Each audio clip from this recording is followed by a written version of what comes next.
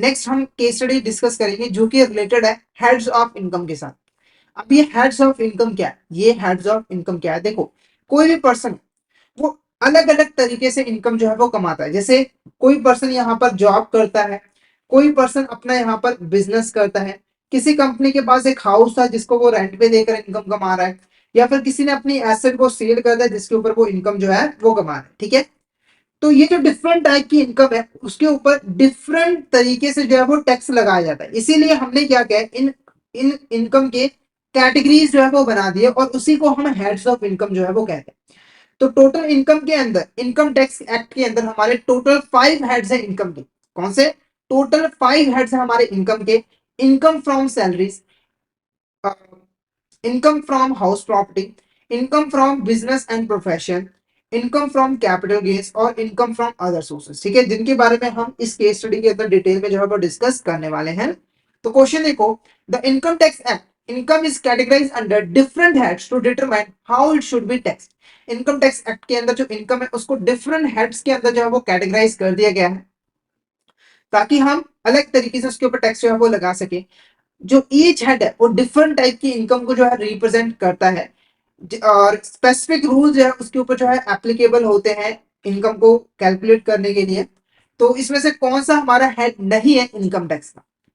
कहने का मतलब क्या है कि इसमें से कौन सा हमारा हेड नहीं है इनकम टैक्स का? तो देखो, salary, income from house property, property, profit and gains of business और प्रोफेशन और कैपिटल गेन्स और फैमिली इनकम। ठीक है, तो इसका जो करेक्ट आंसर रहेगा ऑप्शन ई रहेगा। बाकी ये 4 इंपॉर्टेंट हेड होते हैं हमारे इनकम टैक्स के अंदर जहां से लोग जो है वो पैसा कमाते हैं। ओके, नेक्स्ट क्वेश्चन देखो, which of this statement defines income from salary head under income tax. ठीक है, तो ये हमारा फर्स्ट हेड है, ये हमारा फर्स्ट हेड है इनकम टैक्स के अंदर, इनकम फ्रॉम सैलरी।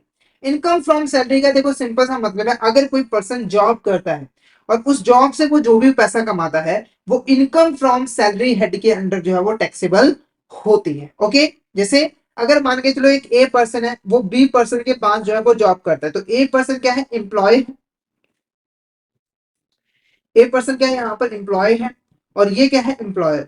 ये क्या है, एम्प्लॉयर। ठीक है, तो ये पर्सन एज अ एम्प्लॉय रहते जो भी पैसा कमाता है वो हमारा इनकम फ्रॉम सैलरी हेड के अंदर आएगा और टैक्सेबल होगा। ठीक है, तो पहली स्टेटमेंट देखो, income earn through employment contract is subjected to taxation under the category of income from salary. तो ये बिल्कुल करेक्ट है। अगर आपने एम्प्लॉयमेंट कॉन्ट्रैक्ट किया है और उससे कोई इनकम यहाँ पर अर्न किया है तो वो इनकम फ्रॉम सैलरीज के अंदर आएगी, बिल्कुल यहाँ पर करेक्ट है। This encompasses any financial compensation received from the services rendered in the capacity of employee। अगर एक पर्सन एम्प्लॉय रहते हुए जो भी सर्विसेज देता है और उसके बदले में उसे जो भी कंपनसेशन मिलता है वो इस कैटेगरी के अंदर आता है, तो ये भी यहाँ पर बिल्कुल करेक्ट है। It includes salary, advances, benefits, bonuses, commission, pension and other forms of remuneration. तो इस हेड के अंदर हमारी सैलरी, कोई एडवांस मिला है, कोई अदर बेनिफिट मिला है, कोई बोनस मिला है, कोई कमीशन मिला है, कोई पेंशन मिल रहा है, ये सारी की सारी चीजें जो है इनकम फ्रॉम सैलरी हेड के अंदर जो है टैक्सेबल होती है। तो ऑल ऑफ द हमारा यहाँ पर करेक्ट आंसर रहेगा option D. All of the हमारा यहाँ पर करेक्ट आंसर जो है वो रहेगा। नेक्स्ट क्वेश्चन की बात करें, dash refers to the income earned by individual from a property they own and have a legal interest in. The primary component of income from this head is rental income received by property owner from tenants who occupy the property. ठीक है, तो मान के चलो किसी individual के पास कोई house property है, कोई यहाँ पर हाउस प्रॉपर्टी है जिसको उसने किराए पे जो है वो दिया हुआ, किराए पे दिया हुआ है, जिससे उसे रेंटल इनकम जो है वो मिल रही है। तो वो रेंटल इनकम किस हेड के अंदर आएगी? पहला, income from salary, income from house property, income from capital gain, या फिर नन ऑफ द। तो इसका जो करेक्ट आंसर रहेगा वो रहेगा option B, income from house property is the correct answer. जैसे अगर एक पर्सन था, उसके पास 2 हाउसेस थे जिसमें से एक में वो खुद रहता था, एक घर को उसने किराए पे डाल दिया और उसको हर साल 10 लाख रुपए यहाँ पर किराया मिलता है, तो ये जो इनकम होगी वो हमारी income from house property head के अंदर आएगी और टैक्सेबल होगी। तो ऑप्शन बी हमारे यहाँ पर करेक्ट आंसर जो है वो रहेगा। नेक्स्ट क्वेश्चन देखो, under the head income from profit and gains of business और profession which of the following is considered as a business income. ठीक है, तो अगर हम बात करें income from profit and gains of business और प्रोफेशन, इसमें से कौन सी हमारी यहाँ पर बिजनेस इनकम जो है वो मानी जाएगी? देखो इस हेड के अंदर ना दो इनकम आ जाती है, एक होती है इनकम फ्रॉम बिजनेस और इनकम फ्रॉम प्रोफेशन। देखो बिजनेस का मतलब आपको पता है, जैसे अगर आप मान के चलो कार बना के मार्केट में सेल करते हो तो ये हो गया बिजनेस। प्रोफेशन का मतलब क्या है कि अगर आप कोई स्पेशलाइज सर्विस प्रोवाइड करें, जैसे आप वकील हो तो वो क्या होगा, प्रोफेशन के अंदर आएगा, उससे आप जो भी इनकम आओगे वो प्रोफेशन के अंदर आएगा। अगर आप डॉक्टर हो तो भी वो भी हमारा प्रोफेशन के अंदर ही आ जाता है, ठीक है। तो ये पूछ रहा है कि कौन सी ऐसी इनकम है जो कि बिजनेस इनकम जो है वो मानी जाएगी income from profit and gains of business head के अंदर। पहला, fees earn from legal services, legal services से जो हमने फीस अर्न की है, या फिर profit from operating retail store, आप यहाँ पर एक रिटेल स्टोर आपने ओपन किया उससे आपको जो भी प्रॉफिट हुआ है, या फिर interest income from fix deposit, या फिर विनिंग फ्रॉम लॉटरी। तो इसका जो करेक्ट आंसर रहेगा वो रहेगा ऑप्शन बी। ऑप्शन बी हमारे यहाँ पर करेक्ट आंसर रहेगा, यानी कि आप रिटेल स्टोर को ऑपरेट कर रहे हो तो ये आपका क्या है, बिजनेस है, तो उससे आप जो भी प्रॉफिट कमाओगे वो हमारा बिजनेस इनकम जो है वो कहलाएगा, ठीक है। उसके बाद how is professional income different from business income, ठीक है। तो प्रोफेशनल इनकम जो है वो बिजनेस इनकम से यहाँ पर कैसे डिफर कर रही है? तो professional income is tax higher rate than the business income, तो ये गलत है। Business income include fees commission while professional income does not, तो ये भी गलत है। Business income can be from any source while professional income is only from legal services, तो ये भी गलत है। Professional income is drive from specialize services while business income is from operating a business. देखो प्रोफेशनल इनकम जो है वो specialise service को प्रोवाइड करके मिलती है, और जो बिजनेस इनकम है वो एक बिजनेस को ऑपरेट करने पे मिलती है। तो ये जो स्टेटमेंट है वो बेसिकली यहाँ पर दोनों के बीच में जो डिफरेंस है उसको अच्छे तरीके से डिफाइन कर रहे हैं। तो ऑप्शन डी हमारे यहाँ पर करेक्ट आंसर है, ऑप्शन डी हमारे यहाँ पर करेक्ट आंसर जो है वो रहेगा। तो ये हमारा क्या था, थर्ड है। तो आप अपने प्रोफेशन से, आप अपने बिजनेस से जो भी इनकम कमाओगे उसे वो हमारा जो है income from profit and gains professional business head के अंदर जो है वो आता है। तो ऑप्शन डी हमारे यहाँ पर करेक्ट आंसर जो है वो रहेगा। नेक्स्ट क्वेश्चन की बात करें, income from other sources refers to any earning that do not fall into specific categories of income defined under head other head such as salaries, business profit, capital gain or income from house property. Which of the following type of income is categorized under the income from other sources? ठीक है, देखो income from other sources क्या होता है। देखो हमने जो चार कैटेगरीज यहाँ पर डिस्कस किया, एक हमने करनी है अभी, income from salary, income from house property, income from profit and gains of business and profession, और इनकम फ्रॉम कैपिटल गेन। अगर कोई इनकम इन चारों हेड्स के अंडर नहीं आती है तो वो हमारा इनकम फ्रॉम अदर सोर्सेस के अंदर जो है वो आ जाती है। जैसे एग्जांपल के लिए, आप अगर सेविंग अकाउंट पे फिक्स डिपॉजिट पे इंटरेस्ट अर्न करते हो तो वो हमारा ना तो कैपिटल गेन में आता है, ना ही हाउस प्रॉपर्टी में आता है, ना ही बिजनेस में आता है, और ना ही सैलरी में आता है।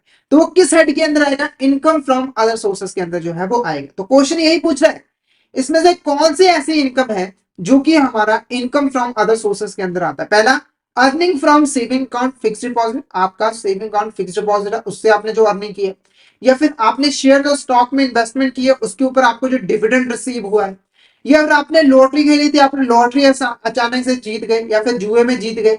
सैलरी अर्न फ्रॉम एम्प्लॉयमेंट, ठीक है, आपने एम्प्लॉयमेंट से सैलरी अर्न की है, तो ये जो इनकम है वो अदर सोर्सेज में नहीं आएगी क्योंकि ये इनकम फ्रॉम सैलरीज में आएगी। तो ये तीन जो इनकम है वो हमारे इनकम फ्रॉम अदर सोर्सेज में आएंगी। तो हमारा जो करेक्ट आंसर रहेगा वो ऑप्शन डी रहेगा, option D is correct answer. Option D हमारे यहाँ पर करेक्ट आंसर जो है वो रहेगा, option D is correct answer. Next question देखो, dash refers to the profit earn from the sale और transfer of capital asset. Capital asset include various type of investment such as stocks, bonds, real estate, precious metal और artwork, ठीक है। तो देखो जब आप किसी कैपिटल एसेट को सेल करते हो या फिर उसको ट्रांसफर करते हो तो उसके ऊपर आपको जो भी प्रॉफिट होता है उसे हम क्या कहते हैं, और वो किस हेड के अंदर जो है वो आती है, income from salary, income from house property, income from capital gains. तो option C income from capital gain is the correct answer, क्योंकि जब आप किसी कैपिटल एसेट की सेल करते हो, उसे ट्रांसफर करते हो तो उसके ऊपर जो आपको जो प्रॉफिट मिलता है वो हमारा कैपिटल गेन कहलाता है। जैसे एग्जांपल के लिए मान के चलो, आपने यहाँ पर शेयर्स परचेज किए थे, आपने यहाँ पर शेयर परचेज किए थे, एक शेयर आपका था 100 रुपए का, और आपने टोटल जो है यहाँ पर 10,000 शेयर यहाँ पर जो बाय किए थे, यानी कि 10 लाख रुपए, 10 लाख रुपए आपकी इन्वेस्टमेंट थी। ओके, उसके बाद 5 साल तक आपने यहाँ पर होल्ड करके रखा और जो शेयर की वैल्यू है वो 200 रुपए होगी। कितनी होगी यहाँ पर? 200 रुपए होगी, यानी कि अब आपके शेयर्स की जो वैल्यू हो जाएगी वो कितनी हो जाएगी यहाँ पर? 2 लाख रुपीज हो जाएगी, और 20 लाख रुपीज हो जाएगी। ठीक है, और आपने जैसे 20 लाख रुपए आपने सेल कर दिया, तो बेचा आपने 20 लाख रुपए का, खरीदा आपने 10 लाख रुपए का था, तो ये जो डिफरेंस है 10 लाख रुपए का, ये आपका क्या हुआ? प्रॉफिट हुआ। और इसी प्रॉफिट को हम कहते हैं कैपिटल गेन। एक और सिंपल एग्जांपल दे दूं, तो मान के चलो आपने गोल्ड खरीदा था, आपने यहाँ पर गोल्ड खरीदा था 10 ग्राम, 10 हजार रुपए का। 5 साल के बाद 10 ग्राम गोल्ड की जो प्राइस है वो 20 हजार हो गए, तो 20 हजार का बेच दिया आपने, 10 हजार आपकी कॉस्ट थी, 10 हजार आपका प्रॉफिट हो गया। तो ये हमारा कैपिटल गेन जो है वो कहलाता है, और ये जो प्रॉफिट है वो इनकम फ्रॉम कैपिटल गेन्स के अंदर जो है वो टैक्सेबल होती है। तो ऑप्शन सी हमारा यहाँ पर करेक्ट आंसर है, ऑप्शन सी हमारे यहाँ पर करेक्ट आंसर जो है वो रहेगा। तो फटाफट से एक बार चैट बॉक्स में बता दें क्या आपको यहाँ तक क्लियर है, और अगर आपको किसी भी तरह का डाउट आता है तो आप चैट बॉक्स में मैसेज करके जो है वो पूछ सकते हो। फटाफट से चैट बॉक्स में बता दें क्या आपको यहाँ तक क्लियर है। नेक्स्ट क्वेश्चन की बात करें, capital gains can be classified into two types, short term और long term capital gain based on the holding period of the asset. If you sell capital asset after holding it for 14 months, how is gain classified for tax purpose? देखो, जो capital gain है ना, उसको हम दो types में categorise कर सकते हैं। एक होता है शॉर्ट टर्म कैपिटल गेन और एक होता है हमारा लॉन्ग टर्म कैपिटल गेन। ठीक है, तो अगर आपने एक एसेट जो है उसको 14 मंथ अपने पास होल्ड करके रखा और उसके बाद आपने उसको सेल कर दिया, तो उसके ऊपर आपको जो कैपिटल गेन हुआ उसे हम क्या कहेंगे? वो शॉर्ट टर्म कैपिटल गेन है, लॉन्ग टर्म कैपिटल गेन है, या फिर ऑर्डिनरी इनकम है, या फिर एग्जाम्प्ट इनकम है। ठीक है, तो पहले आपको यहाँ पर समझना पड़ेगा कि शॉर्ट टर्म कैपिटल गेन और लॉन्ग टर्म कैपिटल गेन होता है। देखो, अगर अगर आपने किसी भी कैपिटल एसेट को 1 साल या फिर उससे कम टाइम पीरियड के लिए अपने पास होल्ड करके रखा और उसे सेल कर दिया, तो उसके ऊपर आपको जो भी कैपिटल गेन रिसीव होगा वो हमारा शॉर्ट टर्म कैपिटल गेन कहलाएगा। ठीक है, उसके बाद लॉन्ग टर्म कैपिटल गेन क्या होता है?